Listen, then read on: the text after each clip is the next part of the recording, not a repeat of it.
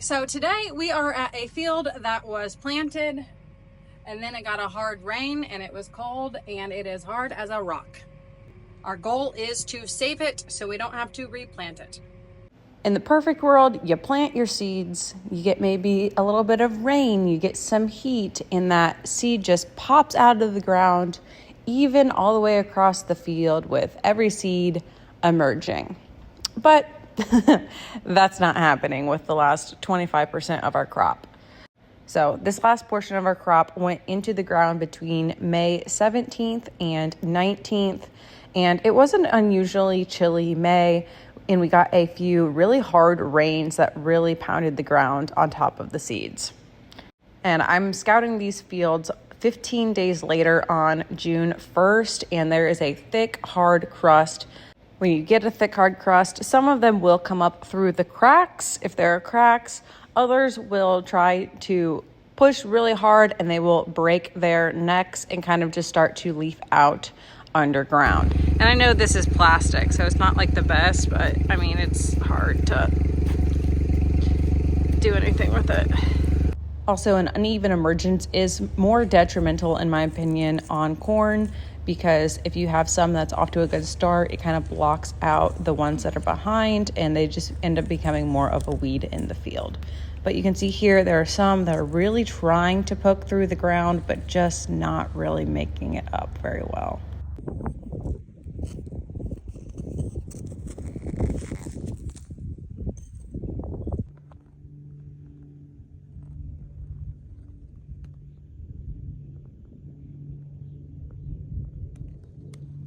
On June 2nd, we decided we are going to run the turbo till over the top of some corn and soybean fields. But first, we have to get the turbo till straightened out. So I backed into a corner of a field and I hit a log that bent this backwards. So we're trying to straighten it out enough so that it's not detrimental. We're trying to run it in the field. We will make a good fix on it before next season for sure. The goal here for today is to straighten it out enough without breaking it worse.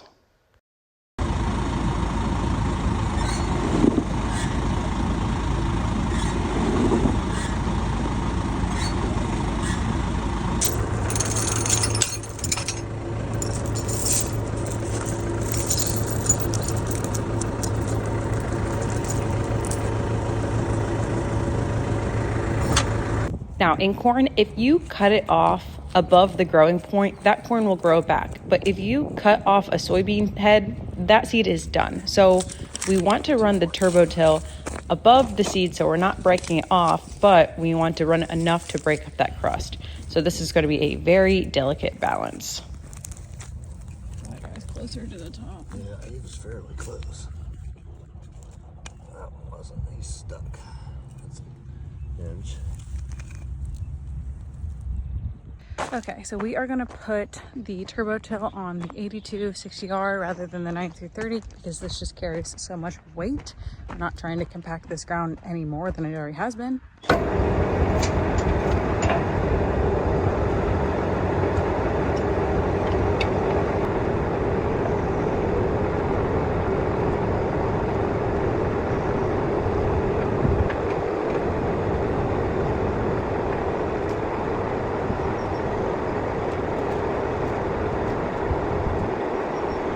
Now, the key here is to make sure that we are setting the height of the Turbo Max at the right height. And I always call it a turbo till. It's not a turbo till, it's technically a Turbo Max. Now, in this field, I know that we are going to be cutting off a couple of the guys who were able to get out of the ground. But overall, there's so few that came up that for the greater good, we're gonna have to sacrifice those to get the rest up. Ideally, I would be running a fancy new rotatory hoe because that's the best option for breaking up a crust, but I don't have one. They're kind of expensive, so that's not an option for us. Also, another option that was recommended to me was running the planter over the rows and breaking it up that way. We didn't try it this year, but I would be willing to try it in the future. So at this depth, it's not breaking up the wheel spots. It's kind of just clumping stuff up. haven't found any actual beans yet.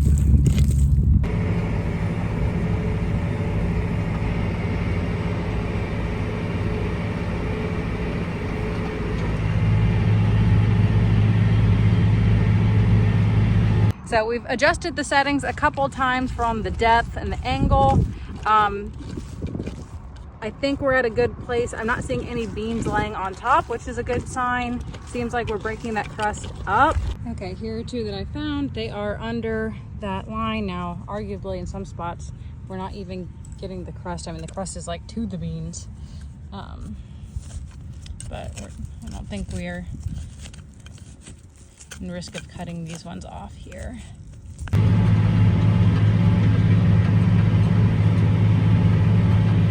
Okay, so I'm finished up at the first field. There are some beans that I unearthed here in the corner, but overall, looks like a majority of the field, I'm still right above where those beans are growing.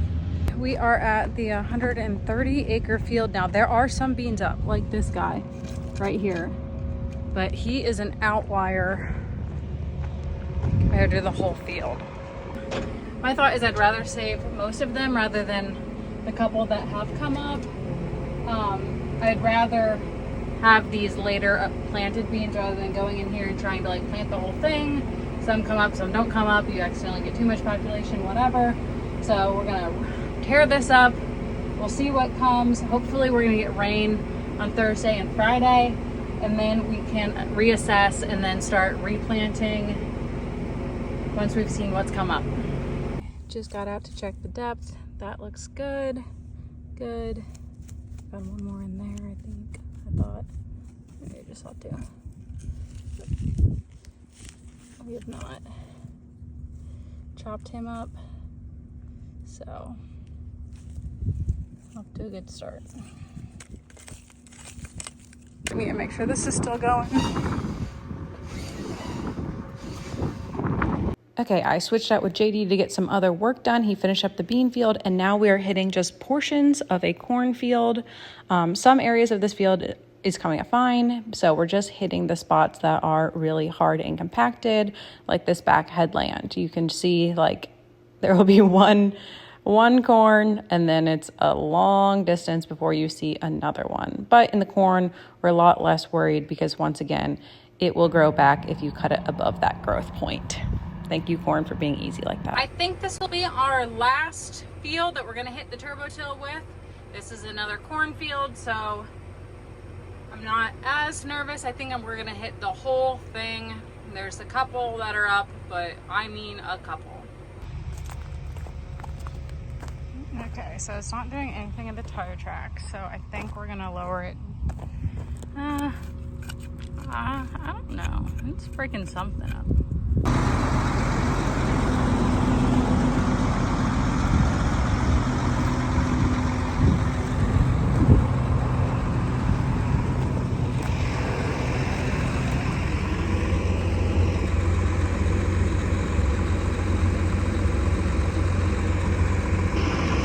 I think this is my like 5th time coming out to check the depth. I don't know. In some spots it seems like it's not enough, and other spots it's like this is going too deep. I think it's just the variable soil types and stuff.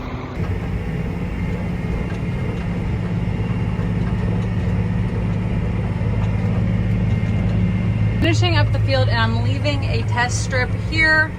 So when we come back, we'll see if we did more harm than good. Okay, once we wrapped up getting all those fields worked, the goal for the next couple of days was to stay as busy as possible so I wasn't just constantly looking and worrying about the fields. So cleaned out some soybeans, we applied some 28, did lots of fun activities to keep me busy worried about other things.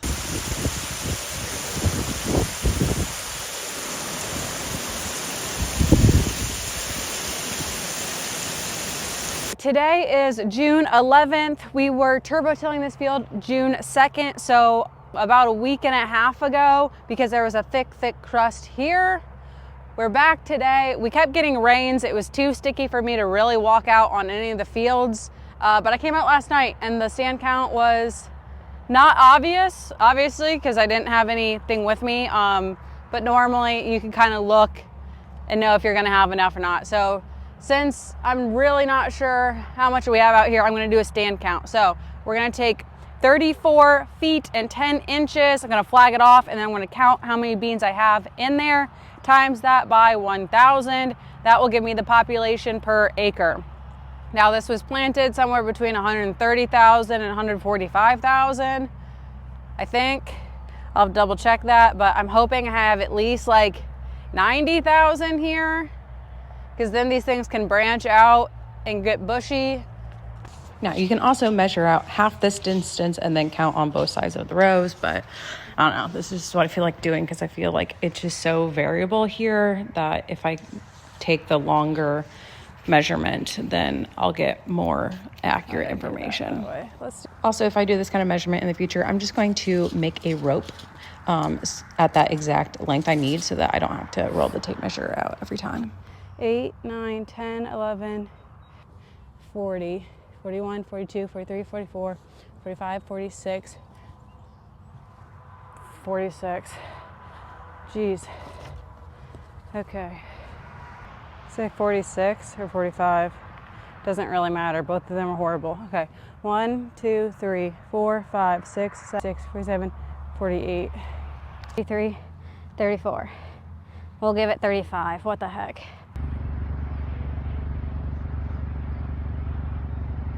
Okay, so I did 17 stand counts here, and 1, 2, 3, 4, 5, 6 different areas. It's only 26 acres. It looks pretty uniform across the whole field. We came up with a population of 48,941. In a couple spots, there's beans that are poking through, but for the mass majority where I dig where it's blank, nothing's coming. Nothing's gonna come. So that was just a couple stragglers. So hey, let's even round up. Let's call it 50,000. Still not enough. Okay, so I started getting pretty negative here, and I was like, we need to come in here, we need to replant. It's the end of June. I wanted to have all my beans in the ground before May, just because then they have more growing time. It's just good for them if they're planted early.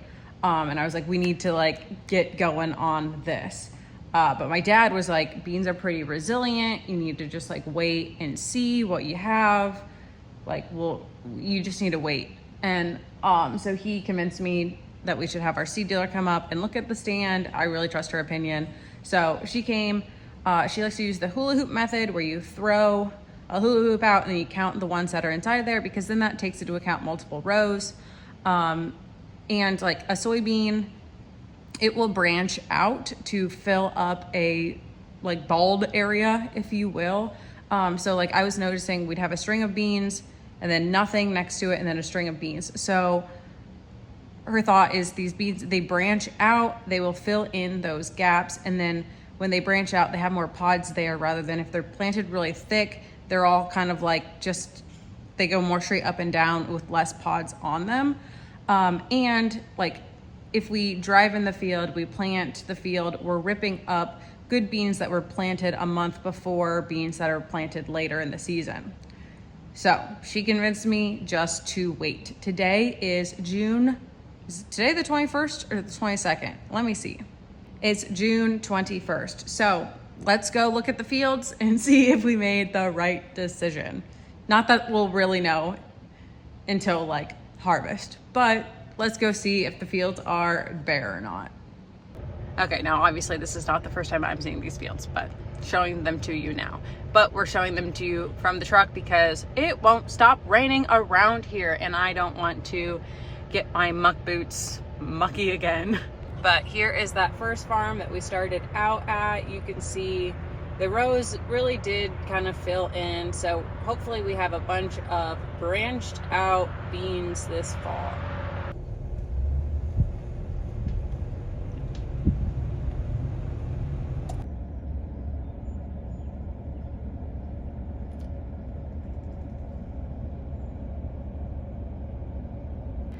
Okay, so overall, I think I made the right decisions. I do think it was smart to turbo to the stuff. It got a lot of it up.